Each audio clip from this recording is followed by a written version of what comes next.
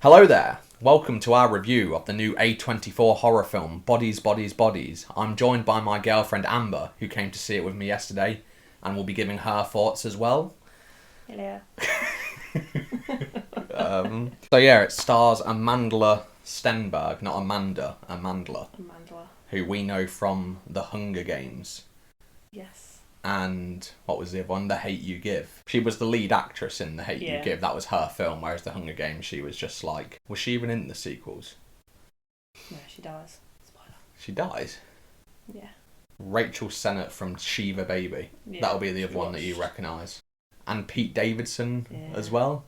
Are we fans of Pete Davidson? Yeah, I feel like Pete Davidson is a bit of like a meme to himself now. He's in a film, you're like, oh, it's Pete Davidson. You don't think, oh, who's this actor? You just think, ugh. Lee Pace, that's the other bloke. Oh, okay. The non-Pete Davidson one. From Twilight. Yeah, it's from Twilight. So leaving the cinema, your first impressions, did you enjoy it? Yeah, surprisingly, I think. Watching the trailer. Yeah. Went in with sort of doubts before, we'll give it a go. But yeah, I think it was entertaining. Yeah. Bit kind of frustrating. There's like a lot of kind of girl fights. But it's kind of part of the meaning. I liked it as well. I wasn't sure what to expect. You could tell from the trailer that there was going to be like a lot of Twitter speak in it, sort of thing. Like, you're silencing me and I'm triggered by this. And, there was a lot of that kind of very self-aware. What did Pete Davidson's character say as well? He says that I look like I fuck. That's not what I was going for. My opinion on it sort of improved over now that I've had some time to think about it. I don't know if you agree with that. I tend to go on the premise of, will I watch it again? Yeah. I probably would. Yeah, I think I would. Not spoil anything, but when you sort of go back to watch it a second time, I think you'll pick up a lot that you didn't it will know be a to different pick up the first film. time, which should be quite interesting, which is why I think it'll be good to watch it again. The film is a whodunit, and you find out what happened. With that knowledge, you are then going to rewatch the film in a different light. I'm sure there's things that you probably may have missed the first time round. As you watch it, you see how everyone dies, then watch it again, you know how they're going to die, so you kind of look ahead. The reveal is actually sort of clever and makes sense. It wasn't just like, here's 90 minutes of people dying, and then suddenly this random guy that you've not seen before turns up, and it was him that did it. Because that would have just been a cop-out. Just don't do it. Don't do it. Like Knives Out, another recent whodunit that we love. It was a whodunit where all the answers are in front of you.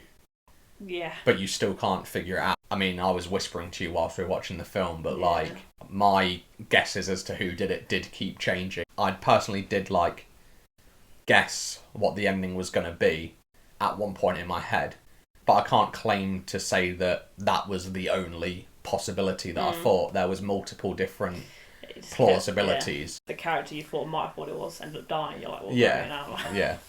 Back to square one. So you're kind of always on your toes. Yeah. Trying to figure out.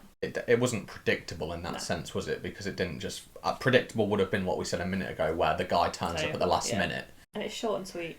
Which really helps. 90 minutes, there was absolutely no fat on it, and it absolutely flew by. There was no point where the film lagged at all. It was just I think even at the end, when it ended, I thought that there could have been another 10 or 15 minutes left. I think before going in, I was just expecting it to be a horror slasher film, and I think it's actually probably even more of a comedy than a horror film. I don't know if I'd even put it in the horror genre. Yeah. Because it's got more of the slasher element, but even then, the deaths aren't in your face sort of It's thing. not a slasher film in the sense that you follow the killer around. Michael Myers, you sort of see the killer sneak up on them. It sort of follows a horror framework. Yeah.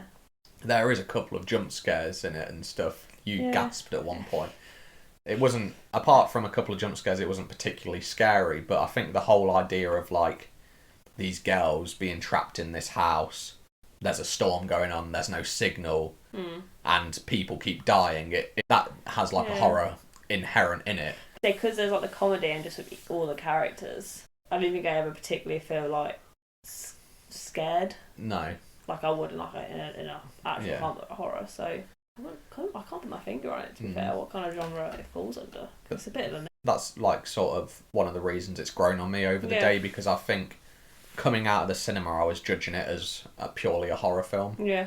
And over the course of the last 24 hours, I've sort of started thinking, no, it was actually like a comedy. I think the performances were pretty on point, to be fair. The sort of the interactions between characters is what like brought a lot of the comedy to it. Just this sort of situation where no one was actually communicating with each other. People were talking, but not listening. I think that's actually the point of the film, is it's kind of representative of this like generation of people who do spend their lives online. There's a lot of noise, but there's no actual substance to it, sort of thing, and no one comes together to actually achieve anything. And the whole film is just like a big misunderstanding as well. None of them have any privacy, for example. They keep like having things like their secrets revealed to each other. And that's kind of plays into like the world that we live in now, is like anything you said from the past, sort of thing, that you've put on social media or anything. It's all there. There's not a lot of privacy anymore. They're watching. Yeah. You can watch a lot of nighttime films and it's pretty poorly. You can't see anything. So, yeah, because it's too dark. Whereas this is, I don't think there's any points that was particularly like. Yeah, you could see everything. Don't go in expecting The Lighthouse or Midsummer. Yeah. Or X even, because that was probably the biggest comparison, because X is like a slasher. And I know you weren't crazy about X. It had like a sort of 70s like style, inventiveness with like the kills. This one kind of just had this like shaky cam. But I suppose that kind of works as well in the context. The fact that we're just like in the room with these people. This building up of like tension as well.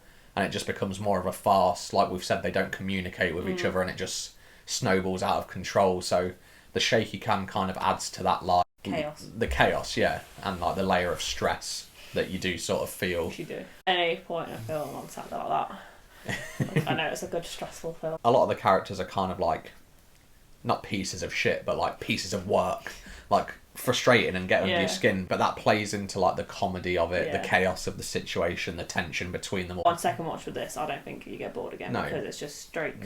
It's not the deepest film ever made, but that's made up for in the fact that it's just pure entertainment. We recommend this film, and we'll be checking it out again. We will.